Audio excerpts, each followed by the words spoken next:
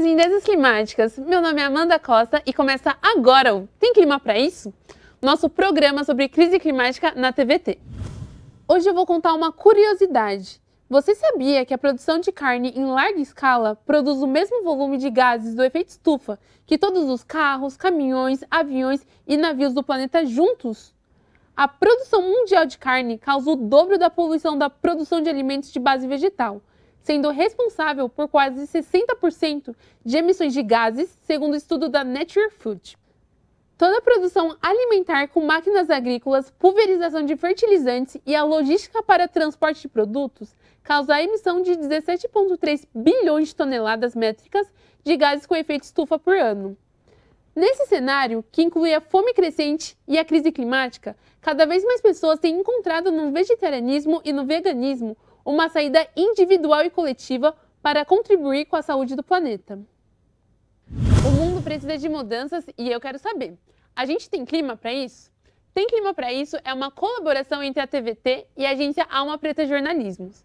Vamos discutir os impactos da crise climática no cotidiano da população no contexto rural e urbano, sempre com um convidado especial e uma reportagem.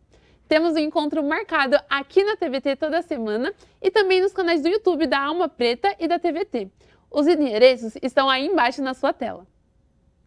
Para a nossa conversa de hoje, convidamos Ellen Monielli. Ela é graduada em Relações Internacionais pela Universidade Potiguar e mestranda em Gestão Pública e Cooperação Internacional pela Universidade Federal de Paraíba. Ela também faz parte do Perifa Sustentável e discute alimentação, veganismo e suas conexões com o meio ambiente. Oi, minha maravilhosa, seja bem-vinda. Obrigada pelo convite, estou muito feliz de estar aqui. Vem com a gente que hoje o programa tá lindão. Vamos ver agora a nossa reportagem da semana. Oi, meu nome é Ellen, eu sou de Natal, Rio Grande do Norte, tenho 23 anos, sou mestranda em Gestão Pública e Cooperação Internacional pela Universidade Federal da Paraíba, sou pesquisadora alimentar e climática, assim como também eu sou ativista alimentar e climática. Assim, nesse momento que eu tô da minha vida, eu não me identifico como vegana, porque eu basicamente dissociei um pouco do veganismo enquanto movimento por causa de todo o racismo que estava acontecendo, não só comigo, mas com outros amigos, mas existem alguns amigos ainda que advogam por essa luta, o movimento do veganismo popular, que não é basicamente só a comida barata, só dizer que ser vegano é barato, não, mas é um veganismo que é político, que vai ter consciência de classe, consciência de raça e afins. E o veganismo, ele tem a luta animal, pelos direitos dos animais, a luta pelo fim da exploração animal enraizada dentro disso tudo que a gente está falando, só que existe várias ramificações dentro do próprio veganismo. E aí o vegetarianismo é basicamente a pessoa não comer algumas coisas de origem animal, tipo carne, frango, peixe, essas coisas assim, mas tem pessoas que geralmente consomem ovo, consomem leite, e pelo que eu consegui ver durante esses anos, muita gente ainda não tem muita consciência de questões ligadas a tudo que um veganismo político tem. Tem gente que acaba indo, procurando e estudando e buscando fontes, mas geralmente é só ali a questão alimentar. E aí tem outras ramificações, tipo flexitarianismo, que eu não gosto muito desse termo, que é mais um termo para dizer que você está diminuindo só o consumo de carne, e a gente pode só falar isso, estou diminuindo o consumo de carne e não inventar termos novos, sabe? Então, assim, vai muito mais além do que definições de veganismo e vegetarianismo, porque dentro desse escopo que a gente está vivendo, acontece que estão se estabelecendo os novos termos, novas formas de falar, novas formas enfim, lidar com toda essa questão de luta antiespecista que a gente fala, que o antiespecismo é basicamente você reconhecer que os homens, eles não estão acima de tudo, sabe? Da natureza, dos animais e afins. Então, Ellen, a gente tem clima para impedir a crise climática? A gente tem que ter, né? A gente tem que ter, porque se não tiver clima, mulher, nada sai do canto. Nada. Exatamente. E uma das coisas que eu aprecio muito no seu trabalho é fazer essa inter-relação entre mudanças climáticas, crise climática e veganismo. E eu tô cansada de ver algumas pessoas falando que veganismo é aquelas blogueiras brancas, gratiluz, que se alimentam do sol e vivem das coisas que a natureza dá. Tipo, gente, não! A Ellen, ela tem um trabalho muito massa de desmistificar todo esse contexto, principalmente para a população pobre e periférica. Então, Ellen, explica um pouco sobre cada um desses termos e como o consumo de carne afeta o meio ambiente. Por muito tempo eu achava que o veganismo ele era uma coisa apenas branca. Eu demorei a encontrar inspirações que me levassem a pensar de uma forma diferente. E aí eu comecei por mim mesma, estudando e tentando buscar informações. E aí eu vi que eu poderia ir além dentro daquela pauta, sabe? E aí eu fui, ao longo do que os anos foram passando e a pauta do veganismo foi ficando mais popularizada, eu comecei a ver pessoas que me representavam ali e abordavam coisas que eu sempre tive na minha mente. E aí comecei a estudar mais e comecei a falar com essas pessoas, comecei a me conectar com essas pessoas, comecei a seguir essas pessoas e torná-las minha inspiração. E aí eu vi que era tudo diferente do que eu imaginava. Eu entrei no veganismo, no movimento vegano, pelos animais. E eu vi que era assim pelos animais, mas era sobre muita coisa. Não era só sobre aquilo, sabe? Tipo, a alimentação se conectava com simplesmente tudo. Não dá pra eu olhar ao meu redor e não conectar a alimentação a tudo. Tipo, simplesmente a alimentação tá conectada com a água, tá conectada com as florestas, tá conectada com a gente, tá conectada com os sistemas de produção, tá conectado com decisões políticas, muita coisa. E aí o consumo de carne, assim, eu não costumo dizer o consumo, mas a produção também, porque a gente só foca muito dentro do consumo, mas a gente esquece que tem todo um sistema de produção baseado em alimentos de origem animal, que acaba contribuindo para a emissão de gás de efeito estufa, que acaba contribuindo para as mudanças do clima também, e que é um dos maiores emissores. Esses sistemas alimentares insustentáveis, como monocultura e pecuária, são grandes responsáveis para essas mudanças, para essas alterações do clima também. Mana, total. E acho que uma coisa bem importante que a gente precisa trazer para essa conversa é que muitas vezes a gente acha que ser vegano é comprar alguma coisa no supermercado que é 100% orgânico. Isso às vezes acaba afastando a galera periférica, porque nos mercados da quebrada não tem todas essas coisas veganas, industriais e tudo mais. E aí eu te questiono, será que é possível ter um consumo consciente mesmo com baixa renda? Como que você vê esse reflexo do racismo e desigualdade de gênero nos pratos da população brasileira? Hoje em dia eu vejo que é muito difícil falar sobre esses assuntos dentro do veganismo, porque o veganismo ainda continua sendo um movimento branco, rico, elitizado, que vai buscar mais opções de produtos veganos no supermercado do que a gente fazer uma mudança total, sabe, dentro do que as pessoas estão comendo, dentro das pessoas que, dentro dos pratos das pessoas que estão ali da periferia, das favelas, tudo vai ser em volta ao consumo, porque quando a gente olha a raiz de onde nasceu o veganismo nasceu na Europa, nasceu, tipo, dentro desse contexto, e aí a gente vê também, hoje em dia, que, por exemplo, eu vou num restaurante e aí uma salada eu pago, sei lá, 30 e poucos reais, enquanto um hambúrguer eu pago 15 numa esquina, um cachorro-quente eu pago 6, 7 reais. E aí quem vai querer comer aquela salada? Então as coisas se inverteram, os papéis eles se inverteram. E aí como você trazer todos esses debates, todos esses contextos dentro de um movimento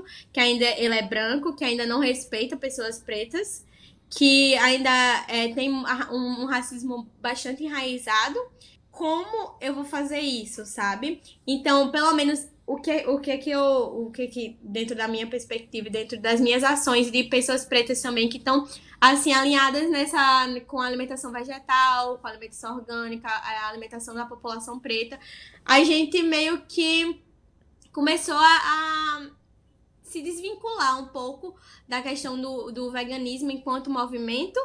E aí a gente começou a falar sobre a alimentação vegetal em si, a alimentação do povo preto, que o povo preto ele merece ter uma alimentação de qualidade, uma alimentação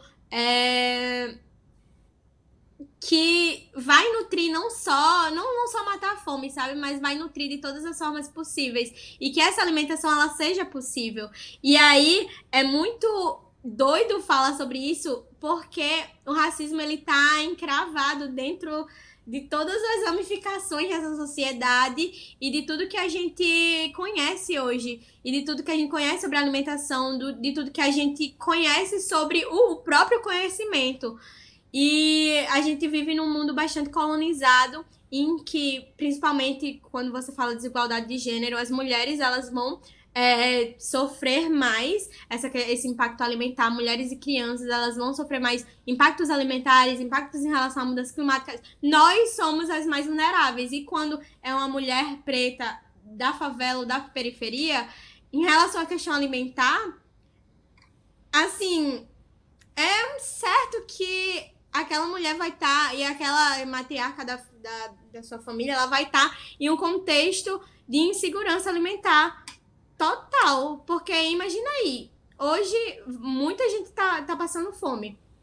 E aí como eu vou... como uma pessoa dessa vai se alimentar com R$400? Ou que não tem nem renda? Como a gente vai falar sobre alimentação saudável para uma pessoa que está nesse contexto? Para uma mulher que tem, sei lá, 4 filhos e está nesse contexto? Exatamente, por isso que eu sempre trago que falar de clima é falar de vida, ou seja, de alimentação, saúde, moradia. É a gente tirar da caixinha e entender que a gente está trazendo um debate sistêmico. E galera, agora a gente vai fazer uma rápida parada. No próximo bloco, vamos falar um pouco mais sobre veganismo e o contexto de fome e crise climática atual. Não saia daí!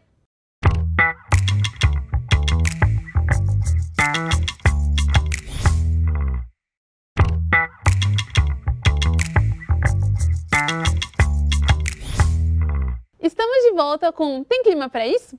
Lembrando que estamos também na internet. Fique ligado no YouTube da TVT e da Alma Preta para ter acesso ao conteúdo dos nossos programas.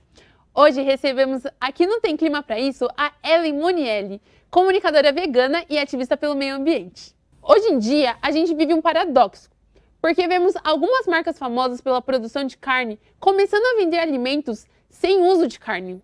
Não é um pouco contraditório? A gente pode afirmar que há uma popularização do veganismo e do vegetarianismo atualmente? Sim, não, porque quando você só coloca um produto no mercado, não quer dizer que as pessoas elas vão necessariamente se tornar veganas por causa daquilo, ou vão aderir a uma alimentação vegetal por causa daquilo. Muitos desses produtos, eles são bastante inacessíveis para a população, então, tipo, quando, sei lá, uma mãe de família chega lá no mercado, tudo caro, né? Tudo caro. E aí vai olhar lá um hambúrguer R$34, à base de plantas, feita por uma marca grande aí. E aí o que acontece? Nossa, R$34 um hambúrguer, só mais comprar aqueles hambúrguer que vem uns pacotinhos que é R$1 cada, R$2 cada no máximo. É muito doido porque essas grandes marcas, elas são as marcas que mais exploram o animal. E aí lançam um produto e aí as pessoas ficam, nossa, ela tá veganizando e tudo mais, ela está se abrindo, o mundo vai se tornar vegano. E eu fico, gente, vocês são muito iludidos. Porque, tipo, não, né? Tipo, o dinheiro tá indo pro mesmo lugar, é um ciclo, a gente vive num sistema que é um ciclo muito grande, o dinheiro vai voltar pro mesmo lugar, vai continuar enchendo bolsa ali, vai continuar explorando animais e vai lançar uns produtinhos aqui e ali, mas nunca vai acabar com a produção, assim, o sistema de produção mesmo. Exatamente, mana. E é importante fazer essas colocações porque sempre que eu vou sair com os meus amigos comem carne, mas eu não como. E meus amigos querem me incluir, eles têm uma perspectiva mais abundante e tentam fazer esse rolê e procurar essas carnes, procurar salsicha vegana. E a gente nunca acha na minha quebrada. Na Brasilândia, não sei, não encontro. Só se no centro, só se no bairro mais da Zona Sul, mais elitizado, que a gente vai encontrar. Então, é importante a gente trazer o questionamento. Tá bom, tem esses novos produtos, mas para quem? Quem está consumindo? Quem tem um poder de compra? Aonde esse produto está chegando? Porque não é na quebrada, não é na periferia. E um outro ponto importante do nosso contexto é a realidade do nosso país, que tem fome. O segundo inquérito nacional sobre insegurança alimentar no contexto da pandemia da Covid-19 no Brasil revela que, em 2022, 33,1 milhões de pessoas não têm o que comer, regredindo o país a um patamar equivalente ao da década de 90. Então, diante dessa situação, comer é um ato político? Como uma alimentação sem carne e produtos de origem animal se insere nesse contexto? Faz muitos anos que eu tô dentro dessa perspectiva de alimentação vegetal e veganismo e entender como as coisas acontecem, como elas vão impactar as pessoas. E é muito doido porque nesse tempo de pandemia eu não consegui ver, assim, falar sobre veganismo da mesma forma, sabe? Enquanto eu via muita gente passando fome, lia muitas notícias de muita gente passando fome. Então eu fiquei, gente, como assim, sabe? Como eu vou abordar veganismo para uma pessoa que tá passando fome? Para mim, nem fazia sentido e eu comecei a adaptar os meus parâmetros de luta, sabe? E focar em comida de qualidade na mesa dos brasileiros. E não falar só sobre veganismo, mas tentar inserir até um debate nisso, mas falar primeiro sobre o que está acontecendo e que a comida precisa chegar, porque nem comida está chegando. Como é que eu vou falar sobre veganismo? Comer vai ser um ato político porque vai reverberar em tudo. Vai reverberar nas relações sociais, econômicas, raciais, étnicas, em questão de ancestralidade. Comer, a gente não tem como seres apolíticos. Porque até se a gente fechar os olhos para algumas coisas, essa decisão vai ser política. Então, comer acaba sendo um ato político também. Exato. Minhas lindezas, não se esqueçam. Política não é apenas o que acontece lá no nosso Congresso. Política é vida. Falar sobre comida é política. Falar sobre mudanças climáticas é política. Falar sobre transporte, educação, saúde, saneamento básico é política. Então, a gente pode desmistificar essa coisa de que, política é aquela parada de homem branco, de terno.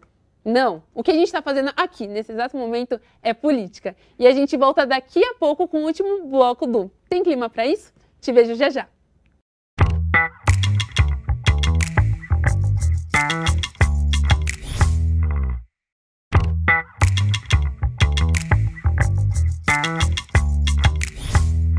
Estamos de volta com Tem Clima para isso? O programa que discute caminhos para entender e solucionar a crise climática e sua relação com as grandes cidades, o campo e a natureza.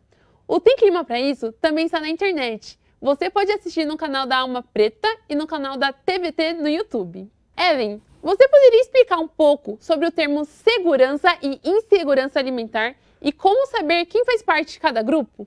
Então, basicamente, em poucas palavras, a segurança alimentar ela vai garantir que todas as pessoas elas tenham acesso a permanente de alimentos. Então, vai abarcar todas as dimensões que vão inibir a ocorrência da fome, a fazer com que a pessoa passe fome.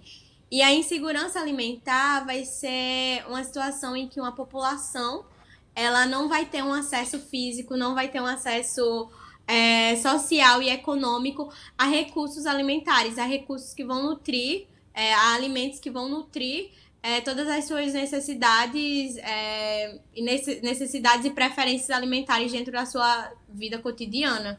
Por exemplo, eu moro num local que eu não tenho acesso a frutas e vegetais frescos. Eu só como ultraprocessados. E aí essa pessoa ela tá em uma situação de insegurança alimentar também.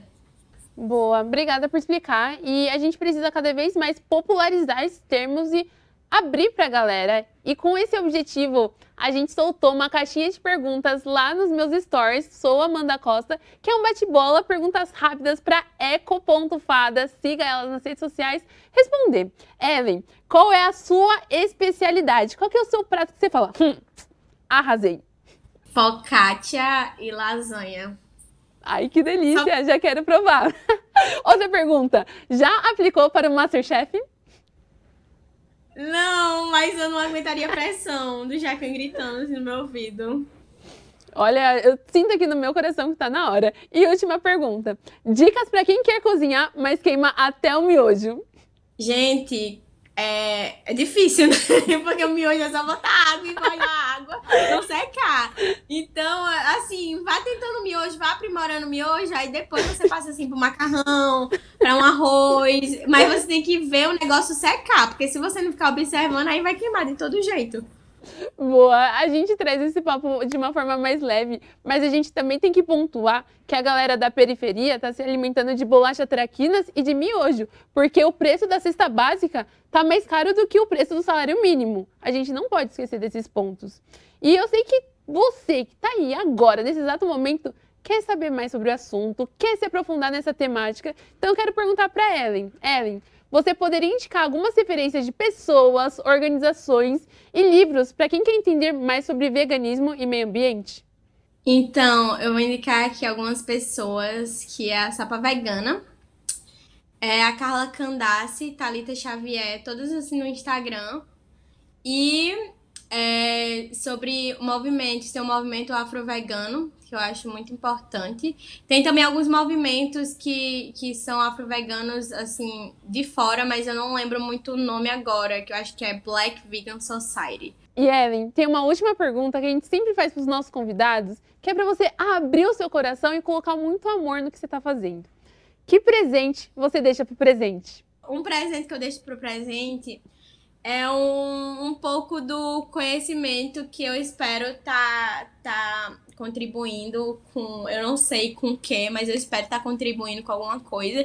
E eu acho que é esse presente que eu quero deixar dentro do presente, que eu possa estar impactando pessoas da mesma forma que várias pessoas estão me impactando nessa caminhada. Eu acho que é isso.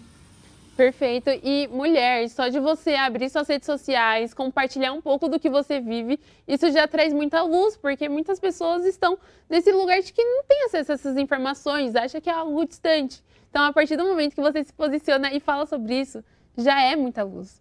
Obrigada por ter trocado essa ideia comigo. Eu tenho certeza que as lindezas climáticas que estão acompanhando vão refletir bastante e pensar a próxima vez que forem se alimentar. Também agradeço a você que nos acompanha aqui na TVT ou no YouTube. O conteúdo desse programa estará disponível no YouTube da Alma Preta e da TVT. Compartilhe com sua família, seus amigos, aquele crush climático e contribua para o debate sobre a crise climática global. Esse foi o Tem Clima Pra Isso? Tchau, tchau! Beijo, minhas lindezas! A gente se encontra aqui na próxima semana.